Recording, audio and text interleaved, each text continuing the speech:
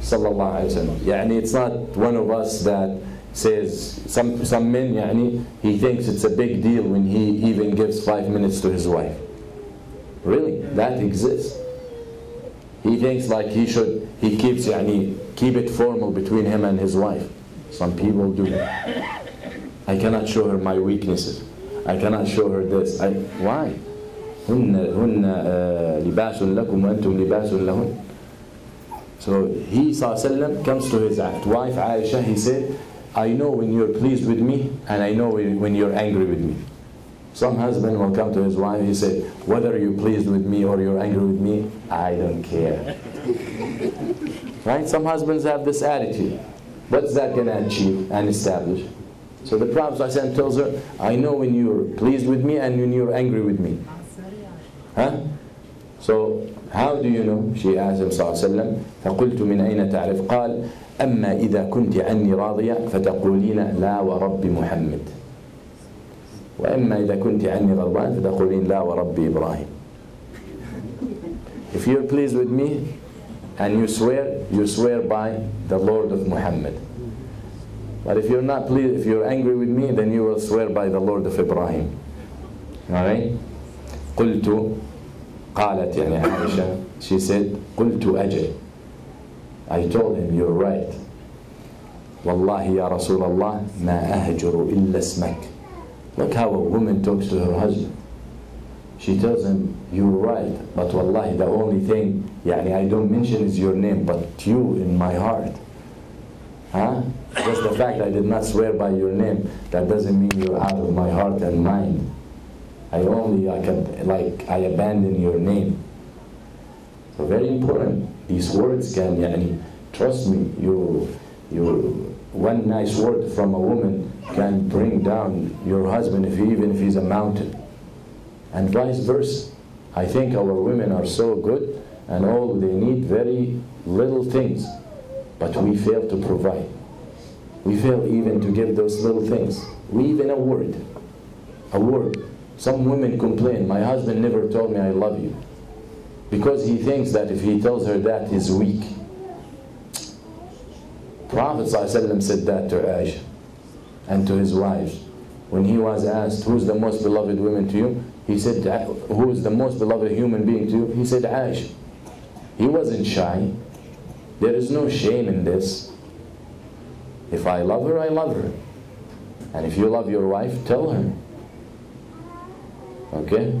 So it's very important that, so here she tells him and she's like giving him nice words.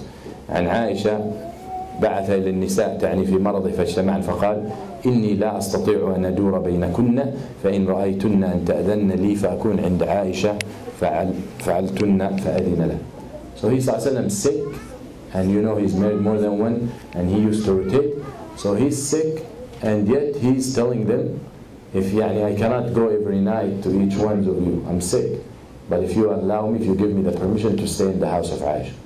So he sallallahu alayhi wasallam, these are her rights.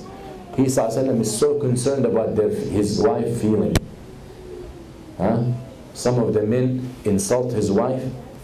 He will make comments that make her so embarrassed, and will insult her in front of her family, in front of her friends. That is haram. This is your wife. Her honor from your honor. So the Prophet ﷺ, he can say, I'm going to stay in the house of Aisha. But yet he still asks for the permission. Because that's their rights. So they have to waive their rights for him to be able to do that.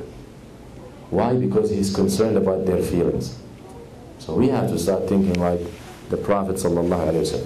Also يقول النبي الأسود بن يزيد سألت عائشة, she asked Aisha, what did the Prophet ﷺ used to do in the house? She used to say كان يكون في مهنة أهله فإذا سمع الأذان خرج كأن لا يعرف. He used to be in the service of his family. So yes, we said the woman serves her husband in the house. She does what his needs, but the cleaning, the cooking, all that.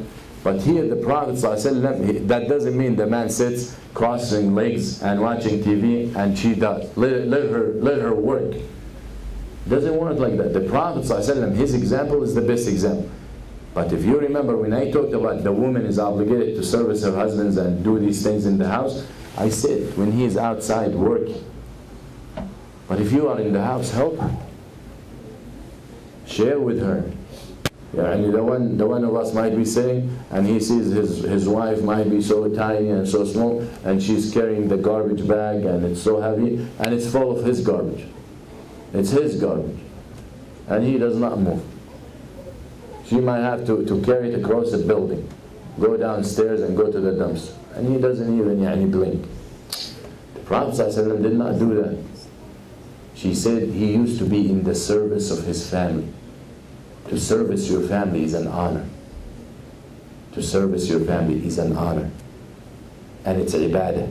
And you will be rewarded for it. So look at the example of the Prophet ﷺ. كان النبي صلى الله عليه وسلم عن أنس عن بعض النساء فأرسلت إحدى أمهات المؤمنين بصحفة فيها طعام فضربت النبي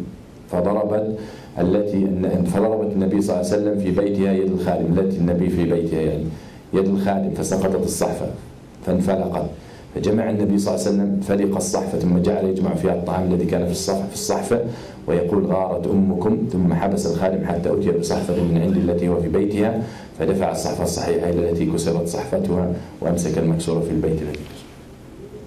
يعني look at the tolerance. Remember we talked about tolerance. The Prophet ﷺ sitting in one of the house of his wife. So another wife sent him a plate of food.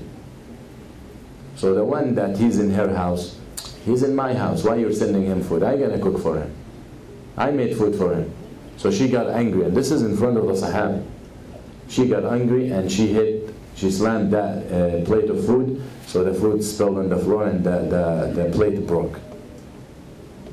What would you do? خزيتيني, فضحتيني, عرتيني. And you start telling her in front of everyone, you are shameful, you're this and that, and start calling her all the names, and you might hate her and all that. The Prophet ﷺ, he said, غارت أمكم. Your mother got jealous. Said she got jealous. And he understands, that is Muhammad, طبيب القلوب. He understands the nature of a human being. Allah sent him to treat the hearts of the people. So he knows. And he knows it might be out of her control. So he said she got jealous. So all he did, he himself collected the pieces of the plate, he got the food, and he ordered her to get one of her plates to send it to the other wife. That's the end of the story, the problem is over. But one of us today will scream and will hit and will break and they will do this, and he might not talk to her for 3 weeks, 4 weeks. Why? Again, as long as the deen of Allah is not violated, let it go. Let it go. It's more peaceful to you. You are the winner. Allah, you are the winner. But if you're going to be so picky at everything, your life will be miserable. Also the Prophet صلى الله عليه وسلم عن عائشة قالت حكيت النبي رجلا فقال ما يسرني أني حكيت رجلا وأن لي كذا وكذا قالت فقلت يا رسول الله إن صفية امرأة وقالت بيدها هكذا يعني كأنها تعني قصيرة فقال لقد مزجت كلمة لو مزجت بها ماء البحر لمزج أو لمزج. So here the Prophet صلى الله عليه وسلم teaches his wife. So Aisha described one of the wives and she points like she's short.